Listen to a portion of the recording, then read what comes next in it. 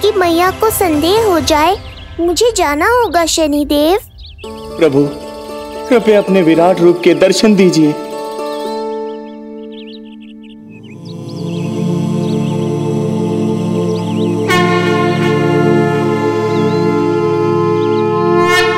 सशंख चक्रम सकिरीट कुंडलम सबीत वस्त्रम सरसीरुहे क्षणम सहार वक्षस्थल शोभिकास्तुभम नमामि विष्णु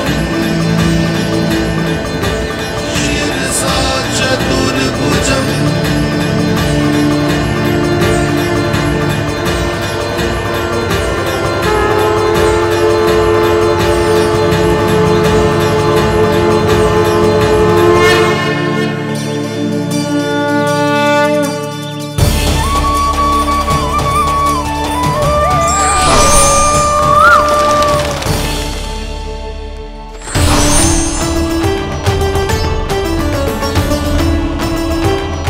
श्री हरि, मुझे पंछी की छाया।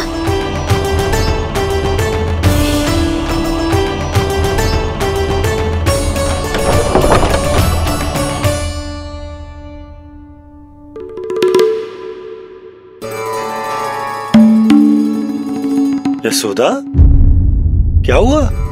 क्या देख रही हो? क्षण भर को लगो जैसे लल्ला की ना पंछी की छाया हो। पंछी?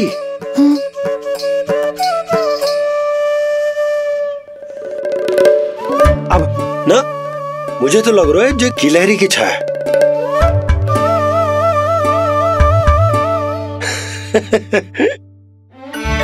यशोदा, बालक नीलमणि है और बालकों वाले काम तुम कर रही हो।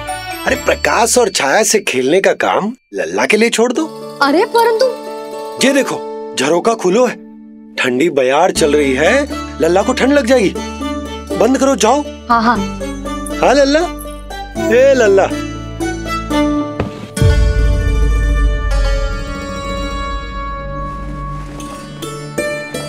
आज सब कितने सज धज के आए थे तुझसे मिलने के लिए, जैसे दीपावली हो। अरे लल्ला, सिवाय इनके देखो।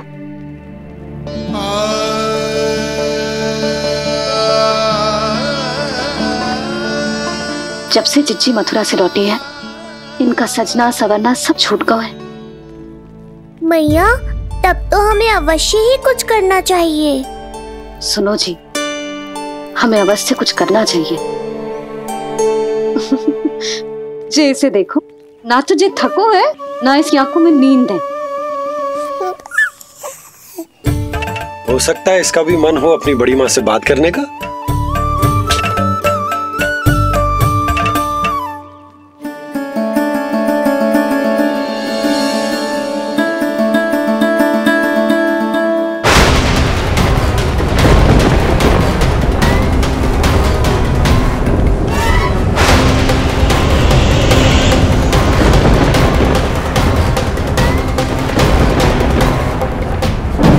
अरे लल्ला, डरने की क्या बात है?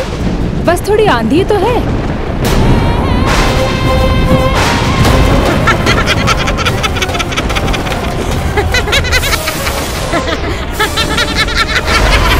लल्ला, लल्ला, लल्ला, लल्ला।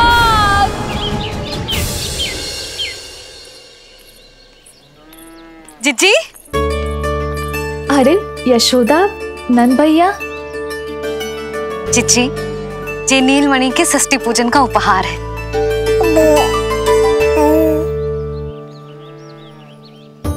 यशोदा, नंद भैया, मैं आप दोनों की भावनाओं का सम्मान करती हूँ। आप दोनों को तो पता है, मेरे हृदय में नीलमणि के प्रति अत्यधिक प्रेम है।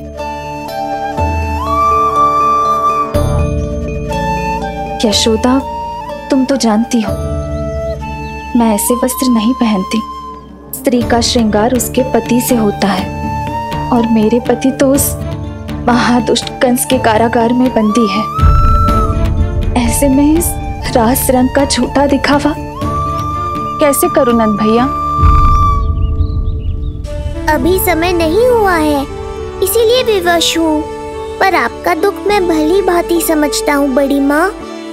दिन रात ये भय लगा रहता है कि कभी भी उस कंस के सैनिक आएंगे और मेरे पुत्र को मुझसे दूर ले जाएंगे। इस आशंका में मैंने उसका बालपन भी खो दिया है। उस नन्हे से बालक को 4 दीवारों के भीतर बंद करके रखा है मैंने। थोड़ी देर और, बस तेरे बाबा अब भी आते ही होंगे।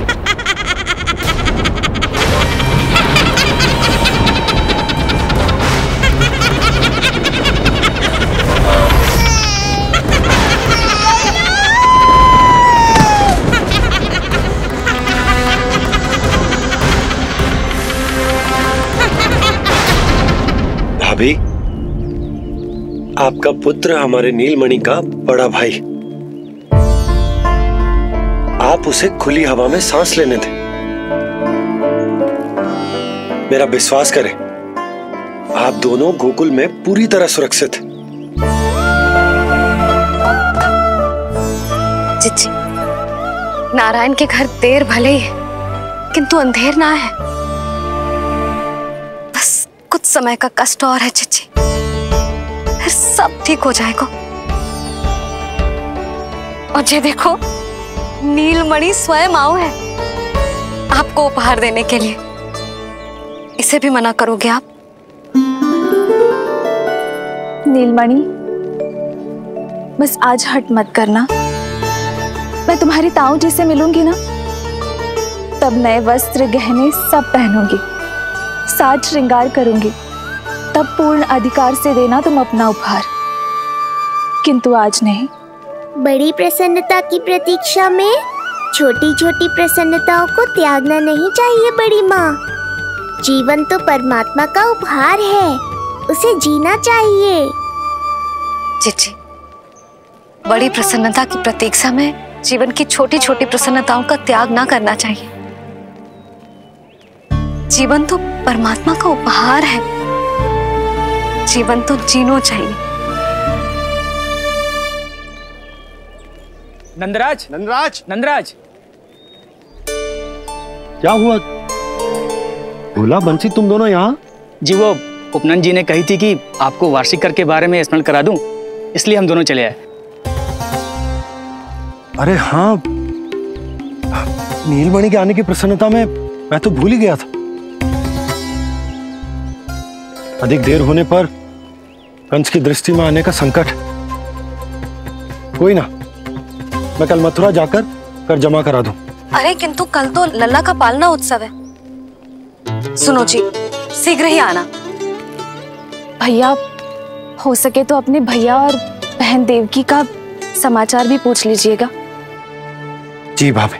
इस बार कछु समस्या नहीं होनी चाहिए। ये बार आज मथुरा से कछु अतिथि आए थे, उन्हें पता चलो है कंस ने राजा वासुदेव और रानी देवकी को कारागार से बाहर निकाल लो है और अपने महल में रख लो है।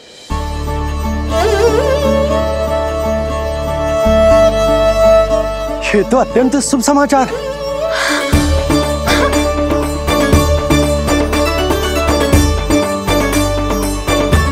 तुमने पहले क्यों ना बताया? हमें लगो आपको पहले ही से पता होगी महाराज। अच्छा ठीक है, जाकर तैयारी करो, कल तुम दोनों भी मेरे साथ चलोगे। जाओ।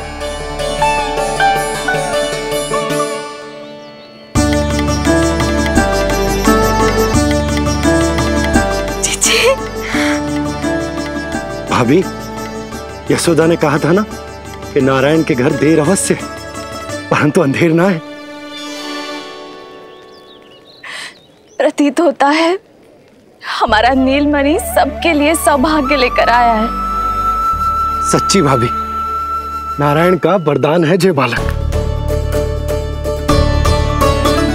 भाभी, अब हमें चलना चाहिए। और हाँ, कल वसुदेव भैया और देव की भाभी से बिना मिले वापस ना आऊंगा मैं। उन्हें कह दूंगा और बता दूंगा कि कितना स्मरण करते हो आप उन्हें। चिच्ची, शुभ समाचार मिलो है। अब तो जो उपहार स्वीकार करना पड़ेगा। हाँ यशोदा, अत्यंत शुभ समाचार आया है और अपने साथ ही आशा भी लाया है कि अब शीघ्र ही उनसे मिलना संभव होगा।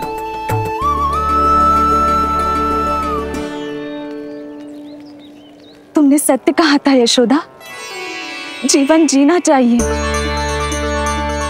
मैं भी जीऊंगी, छोटी छोटी प्रसन्नताओं को मनाऊंगी, अपना ध्यान रखूंगी, फिर से सजूंगी, संवरूंगी। अब जब वो मुझसे मिलने आएंगे, उनका स्वागत करूंगी। उन्हें वैसे ही मिलूंगी जैसे उन्हें छोड़कर आई थी। मैं आपको आपके दुख से मुक्ति दिलाऊंगा। बस कुछ समय तक और प्रतीक्षा कर लीजिए बड़ी माँ।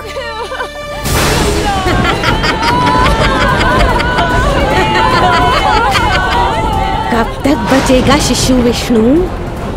आज नहीं तो कल तू मेरा निवाला अवश्य बन जाएगा। कल तुमसे भेंट होगी पूतना। कहाँ है तू शिशु विष्णु? शीघ्र ही तुझे आहार बनाऊंगी मैं। तुमने बहुत दुष्कर्म कर लिए पूतना। अब तुम्हारे आतंक का अंत करूंगा मैं।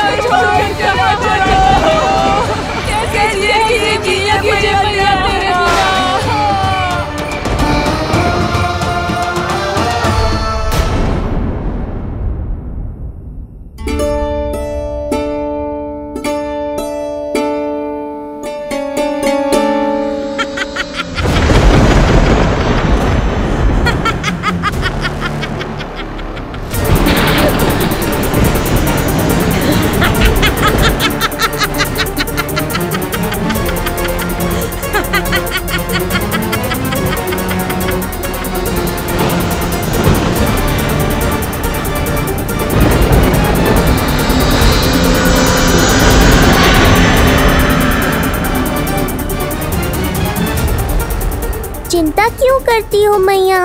मैं हूँ ना। नेत्र खुले रहे तो मैया पक्का घबरा जाएंगी। यशोदा, क्या हुआ? अरे बोलो ना, कोई बुरा सपना देखो ना। स्वप्न तो ना था, किंतु मेरा मन बहुत घबरा रहा है।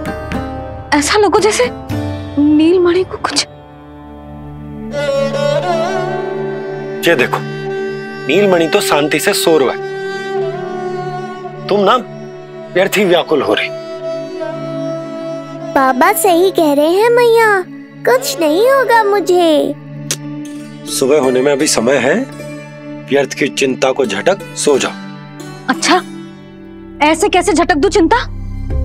नींद अचानक खुलो है मेरी। इसका अर्थ है अवश्य ही कोई बुरी दृष्टि है मेरे लल्ला पर।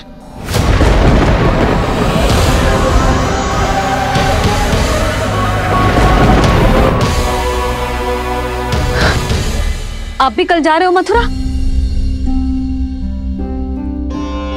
सुनो जी, जाना आवश्यक है, रुक ना सकते आप? कर जमा करानो है यशोदा, कल अंतिम दिन है। यदि वो निकल गए तो नारायण ही जाने वो कंस क्या करेगा।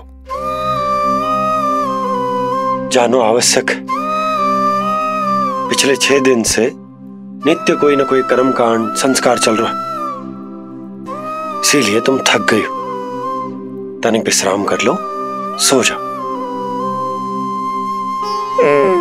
देखो, नीलमणि भी यही कह रहा है कि मैया मोरी विश्राम कर लो, सो जाओ। कल मेरे पालना उत्सव मनानो है कि ना? सो जाओ।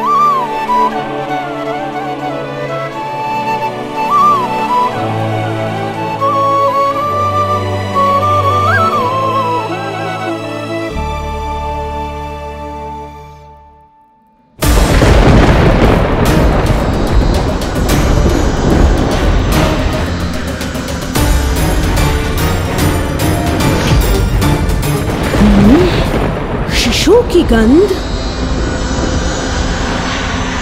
पर अब तो भूख भी मिट गई है। एक रात का समय बचा है बालक, जी ले। कल सूर्य की पहली किरण के साथ अंतिम सांस लेगा तू।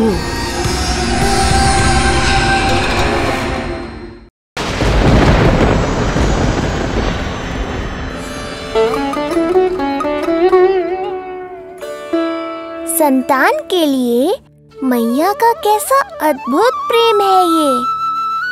पूतना की छाया से ही इन्हें आने वाले संकट का आभास हो गया।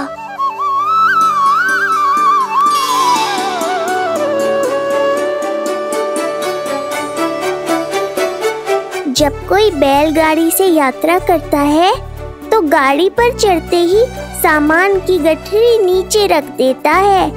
उसे पूरे समय अपने सिर पे ढोते हुए यात्रा नहीं करता। उसी प्रकार आप भी अपनी चिंता की गठरी मुझे सौंप दो मैया, मैं सब संभाल लूंगा।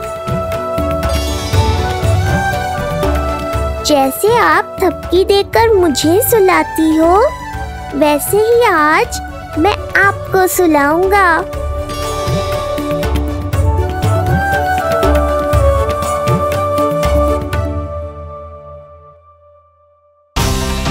वचन देता हूँ मैया, जिसने आज आपकी निद्रा भंग की है, कल उसे चिर निद्रा में सुला दूंगा मैं।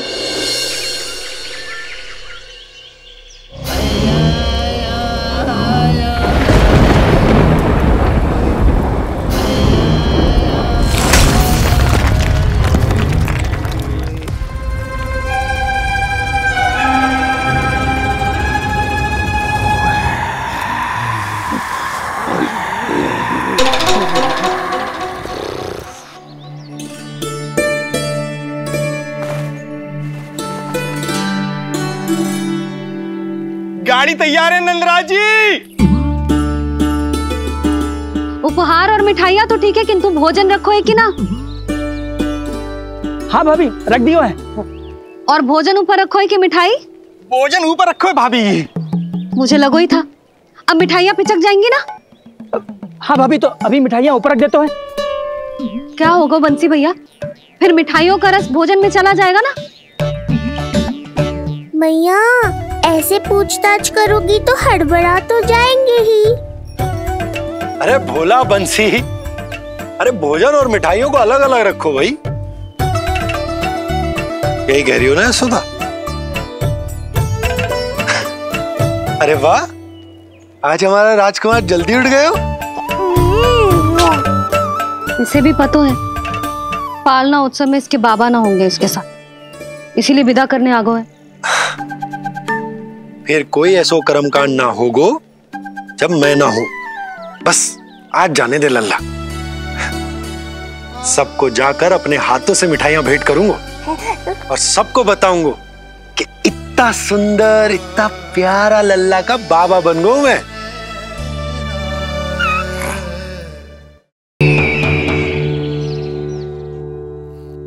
भैया के अत्याचारों की कोई सीमा ही नहीं। हमारे पुत्र को ढूंढने के लिए अब उन्होंने पूतना को आदेश दिया है। वो केवल महाभयंकर ही नहीं बल्कि मायावी भी है।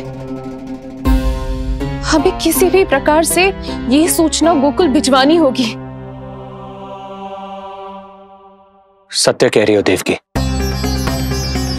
मुझे भाई नंद को किसी भी तरह सावधान करना ही होगा, किंतु कैसे? हमारे लल्ला के बारे में जानकर सबसे अधिक कौन प्रसन्न होगा पता है? वसुदेव भैया। सत्य कहा आपने।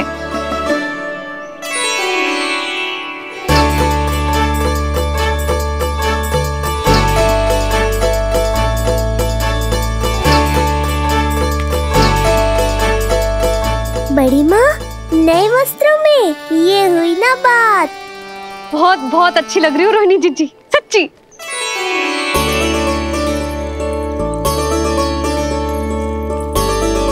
आपने जीवन में फिर से रुचि लेना आरंभ कर दियो है, ये जानकर वसुदेव भैया की प्रसन्नता दुगनी हो जाएगी। ये उनके लिए। मेरे हाथों से बनाए पेड़े मथुरा के पेड़ों से भी अधिक प्रिय है उन्हें। और ये देवकी की नवजात कन्या के लिए कहिएगा केवल वस्त्र नहीं है, अपना आशीर्वाद भेजा है मैंने। सच में यशोदा, नीलमणि एक आशा का दूत बनकर आया है मेरे जीवन में। नंद भैया उनसे ये भी कहिएगा कि मैं और उनका पुत्र हम दोनों ही यहाँ कुशल से हैं। अगर ईश्वर ने चाहा तो शीघ्र ही उनसे मिलना संभव होगा।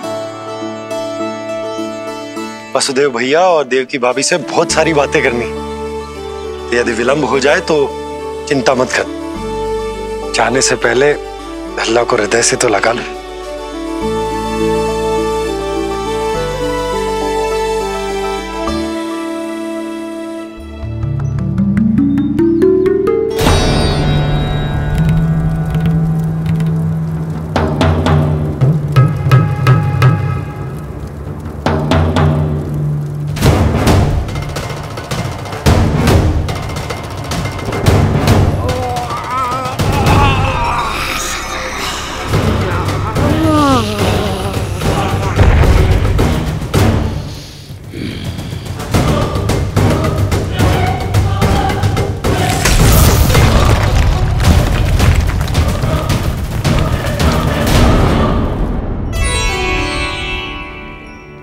कछु विचित्र सो क्यों लग रहा है मुझे? बाबा, आपका पुत्र है ना यहाँ, सब कुशल मंगल ही होगा।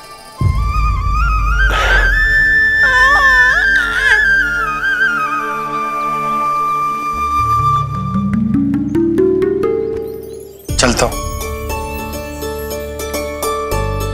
ध्यान रखो।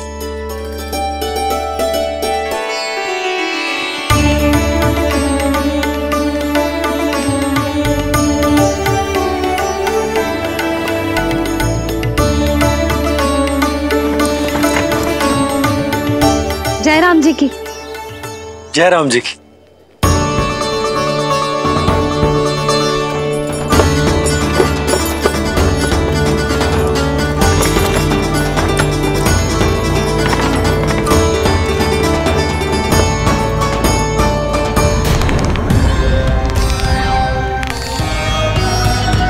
कहाँ से आरंभ करूं आज?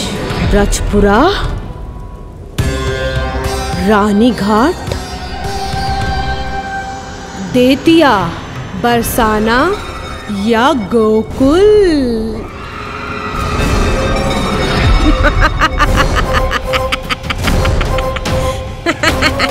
यही तो चाहता था मैं कि तुम यहाँ आओ।